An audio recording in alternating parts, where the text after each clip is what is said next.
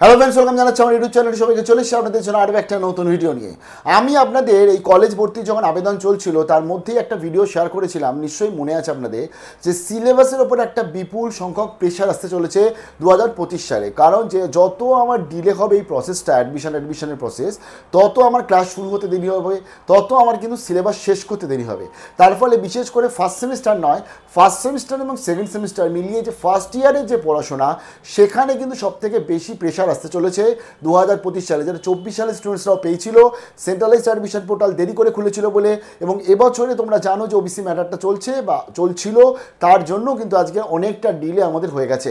এবং এই ক্ষেত্রে বিভিন্ন কলেজের বক্তব্য আসছে, বিভিন্ন আর্টিকেলে আসছে, সেখান থেকে যেটা মোটামুটি জানা যাচ্ছে, এই বছরে কিন্তু হাইব্রিড মোডে পড়াশোনা করার প্ল্যানিং করছে অনেক কলেজ। হাইব্রিড মোড মানে কি?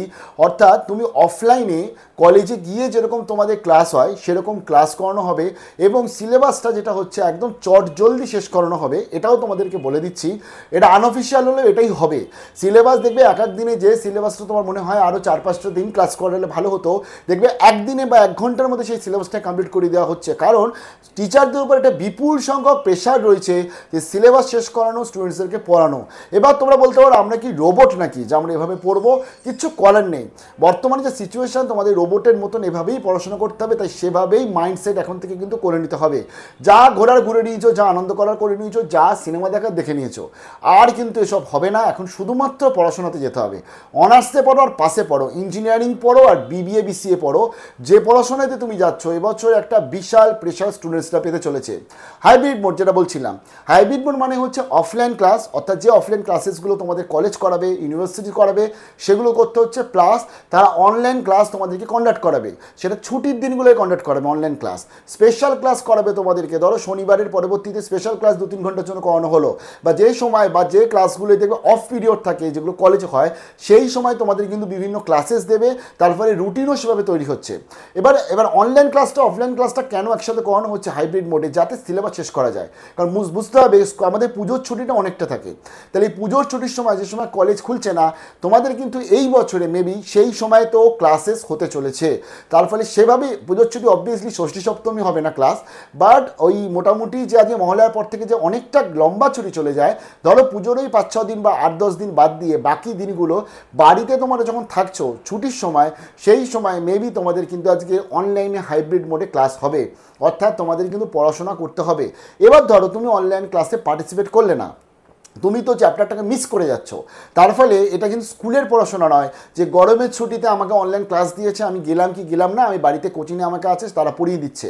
এটা কিন্তু কলেজের পড়াশোনা, এটা কিন্তু ইঞ্জিনিয়ারিং বা আজকে অনার্সের পড়াশোনা। তো সেখানে দাঁড়িয়ে তোমাদের কিন্তু you have to be prepared well and well, যাতে তুমি পরবর্তীতে একটা ভালো পার্সেন্টেজ অফ মার্কস আনতে পারো। কারণ বুঝতে হবে, ফাইনাল সেমিস্টারের যে মার্কস, যেটার রেসপেক্টে তুমি হায়ার স্টাডিজ করবে বা অন্যান্য আজকে বিভিন্ন তুমি পরীক্ষাতে বসবে, তো সমস্ত জায়গাতে কিন্তু ফার্স্ট টু 8 সেমিস্টার, অর্থাৎ প্রত্যেকটা সেমিস্টার, এবং ইঞ্জিনিয়ারিংয়ে ফার্স্ট টু 10th সেমিস্টার, প্রত্যেকটা সেমিস্টারে মার্কসকে অ্যাড করে সিজিপিএ তৈরি হয়। তার ফলে ইচ সেমিস্টার খুব ইম্পর্টেন্ট।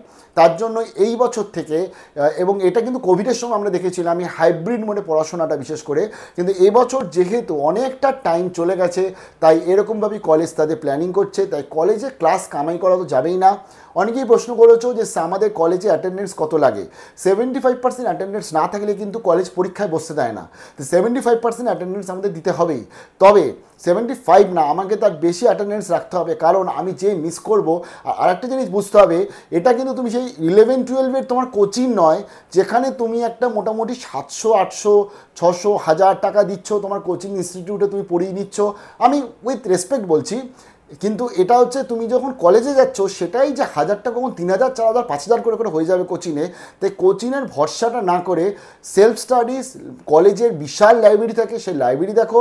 প্লাস তুমি আজকের কলেজ যারা এইচওডি থাকে, তারা প্রচণ্ড হেল্পফুল হয় এই বিষয়ে। তাদের সাথে এখন হোয়াটসঅ্যাপেও কানেক্ট করা যায়। তোমরা কানেক্ট করে যখন ইচ্ছা যাবতীয় যা যা তোমাদের প্রবলেম, অবভিয়াসলি রাতে 2টোর সময় নয়, যে যা মোটামুটি প্রবলেম সেগুলো সলিউশন করতে পারো। তো তার জন্যই বিশেষ করে পড়াশোনায় কিন্তু মন দিতে হচ্ছে।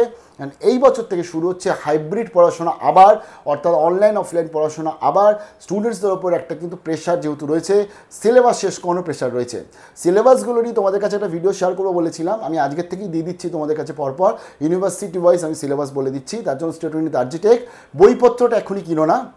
বইপত্র তোমরা মোটামুটি লাইব্রেরিতে পেয়ে যাবে, এছাড়া সিনিয়রদের থেকে পেয়ে যাবে। তার ফলে এবং বইপত্র কিন্তু বিশেষ করে সায়েন্সের বইপত্র বলো বা ইঞ্জিনিয়ারিংয়ের বইপত্র বলো প্রচুর দাম। তো তার জন্য ফার্স্ট অফ অল বইপত্র কেনার কোনো দরকার নেই, তোমরা এখন মেবি অনলাইনে পড়াশোনাগুলো অল্প অল্প শুরু করে দাও বা সিলেবাসগুলো পড়ো। আর বাকি যাবতীয় যা কলেজে যাও, ইন্টারাকশান করো, নিজেকে দেখো তুমি কতটা জলে আছো, তার পরবর্তী সমস্ত কিছু ইনভেস্ট করো। এখন আর কিচ্ছু এসব দরকার নেই। ভালো থাকবে, best of luck, and please পড়াশোনা করতে বসে যাও, আজ সাইয়ারা দেখলে চলবে না।